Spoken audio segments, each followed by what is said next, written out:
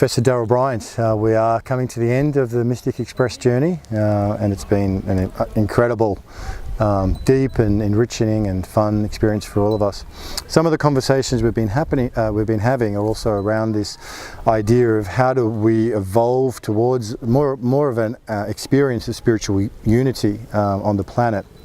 And some of the challenges for that, of course, are in our religious structures and our religious certainties. And I just wanted to ask you, after 4 decades or more of interfaith dialogue and being such a pioneer and a champion in that space for such a long time, and now coming around to the new possibilities that are emerging, we see in the religions and the spiritualities, a lot of the times people are looking at it and they see it's so confusing. You've got these guys that are so sure about one thing, and these other people over here that are so sure about something else, and someone else is certain that they've got the right way, and it's all a bit of a mess.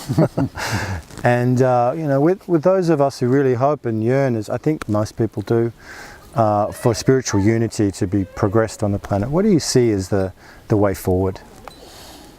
Well, the first thing is we have to have in our minds the idea of spiritual unity. It's not something that we grow up with. Most of us grow up in particular traditions.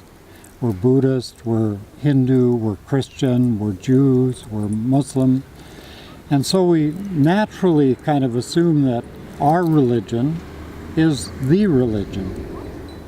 Can't help that, right? I grew up in a very rural, out-of-the-way kind of place.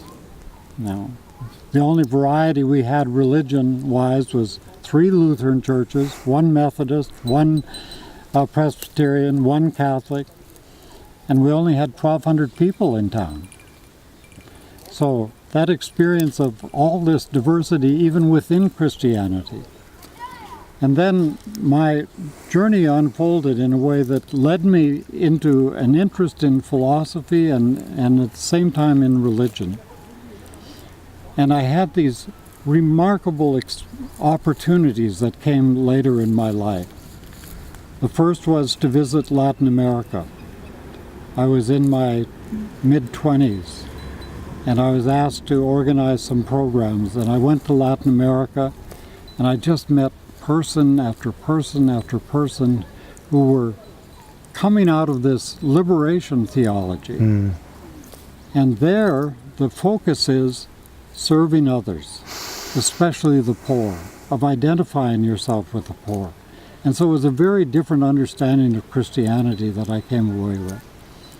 And then in the mid-80s, I came to India, and that was a world changer for me. I mean, really, really remarkable. Talked before about encountering different varieties of Christianity, and now I've got different varieties of all the world religions. And I came with only one intention, and that was to listen. To listen. To hear what people are saying.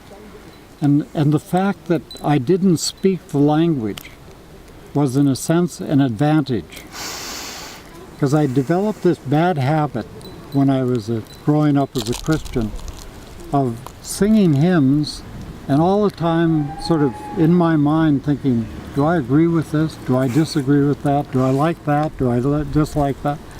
Here, I didn't understand a word.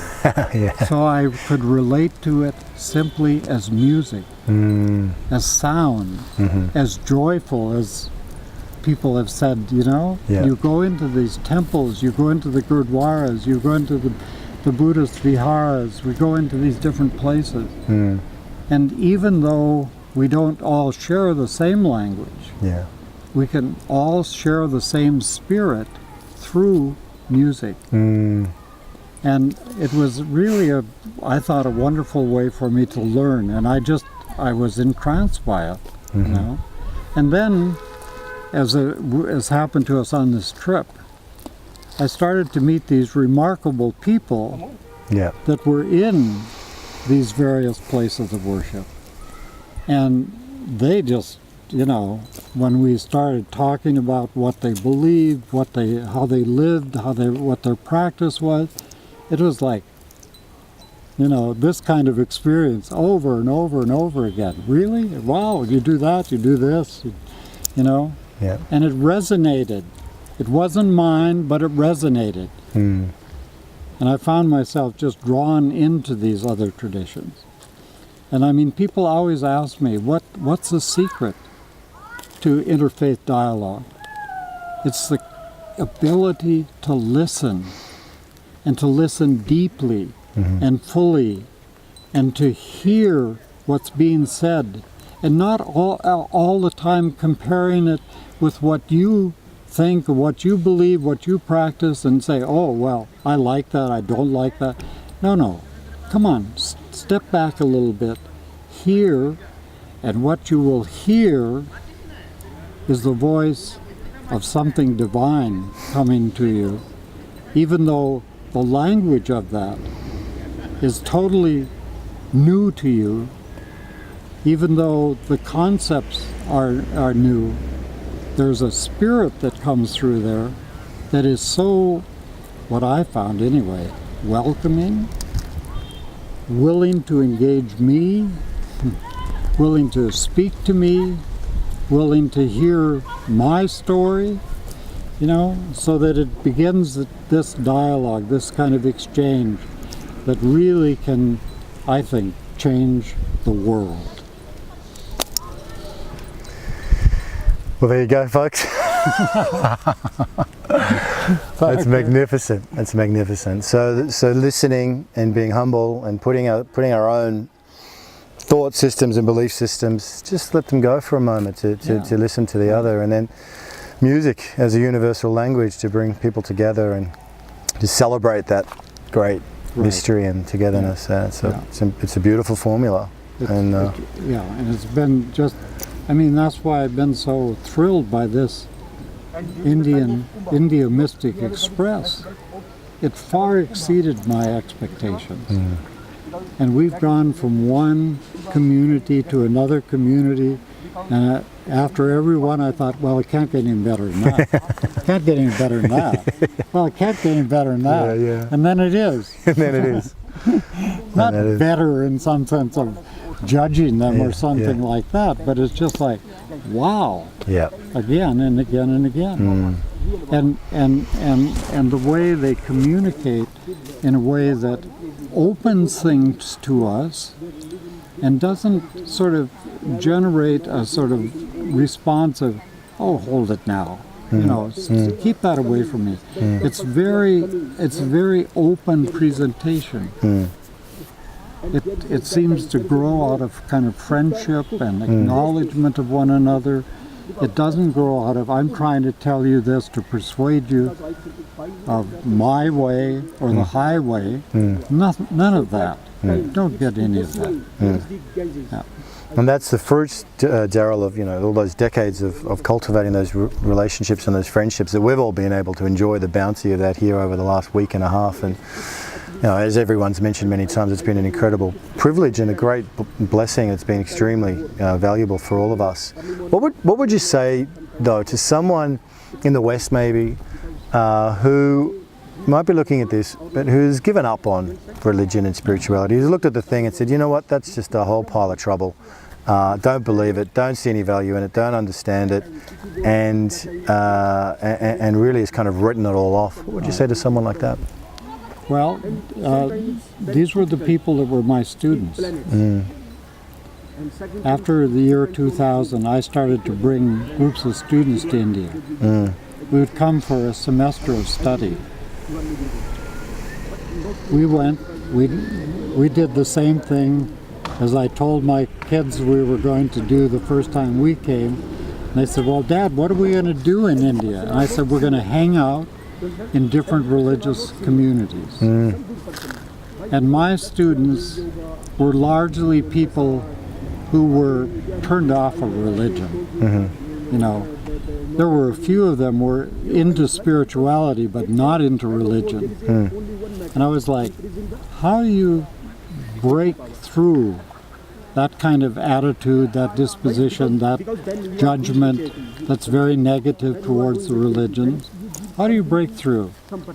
I said, I'm not going to break through that just by my talk or anything I say, or even, what I found in my teaching, that it was more important to take people and go up to the mosque and sit there for Friday prayers. So I would take my students into living religious settings. And that was always a little bit magical. Mm-hmm. And now we did this for 3 months, every day. Every 2 or 3 days we're in a different community. We're hearing different people, and I just watched the kind of change. This is back in North America, or is that here? No, when I brought them here. to India. Okay. Brought the students here to India for 3 months. Wow. Okay. And at a price you couldn't believe. When I brought my students here for the first time, it cost them $5,000 for 3 months. Yeah. And I saw other programs run out of the U.S. where they were charging $25,000 for a 3-month thing. Anyway, so what? But I mean, it was the magic of meeting. Yeah. And meeting living human beings. So I call this Encountering the Living Religious Traditions of India. Because the people are the thing. They're much more important than the ideas, the doctrines, the theories, all of these kinds of things. It's how they're living their life and how they're living with one another. That's the real story. Yep. And I had students say time and time again, this trip has really changed me. Yep. It's the most important experience of my life. Wow.